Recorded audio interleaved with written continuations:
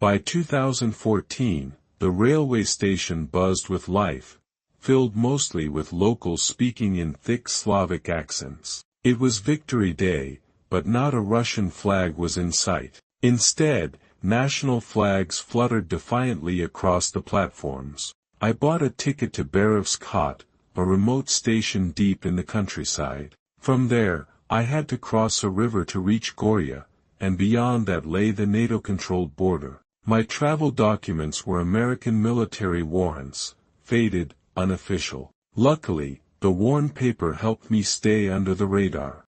The journey was long. Slogans of local militia movements echoed through the train. By afternoon, we reached Berevskhat. I crossed the river with other passengers on a creaky old ferry. From the riverside station, I boarded another train to Goria. The region was crawling with local resistance and Russian soldiers. The train from Drevan station headed toward the NATO border. So far, nothing had gone wrong. I began walking toward Drevan station.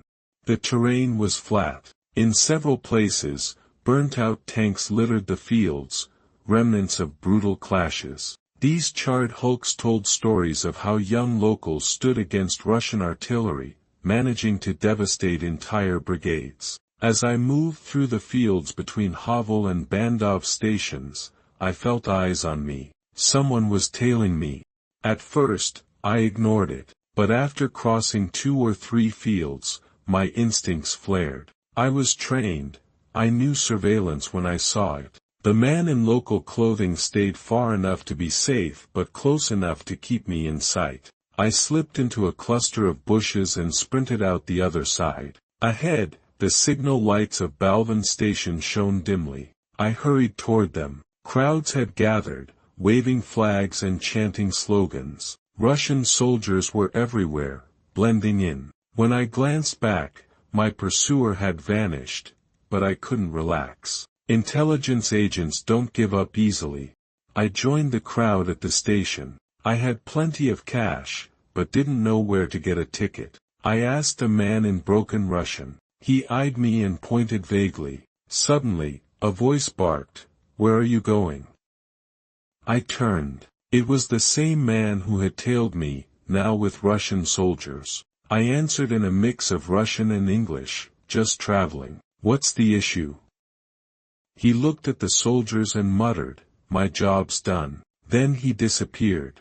One of the soldiers, a burly officer with thick mustaches, grabbed my arm. "You American?" he demanded. I didn't lie. "Yes. My shop and home in Volgrad were burned. I'm fleeing." I offered him $4,000 to let me cross the border. He studied me closely. "You don't look like a traitor. You look like a soldier. What regiment?"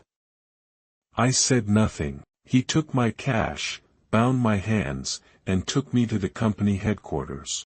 A captain inside didn't even look up. "Another American?